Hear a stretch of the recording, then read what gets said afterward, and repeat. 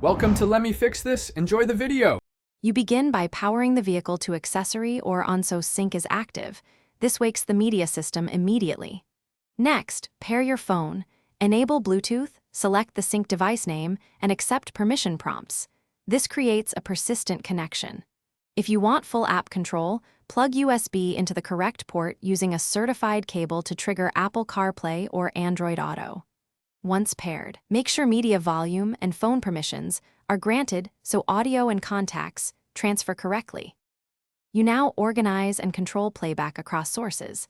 Tap the touchscreen or use steering wheel controls to switch from radio to Bluetooth or USB. Use voice commands for hands-free control, say play or play artist to reduce distractions. For streaming apps, open the app via CarPlay/Android Auto and use app navigation.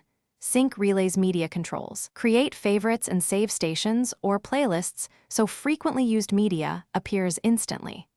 Once done, confirm audio is routed to car speakers and adjust balance or EQ if needed. You finish by verifying sync software is current in settings. Updates fix bugs and add compatibility, so install them when available.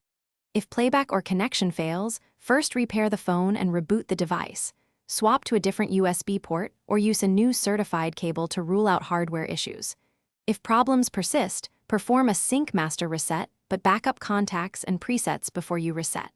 One key troubleshooting tip: if voice commands fail, check microphone mute and phone app permissions before deeper resets.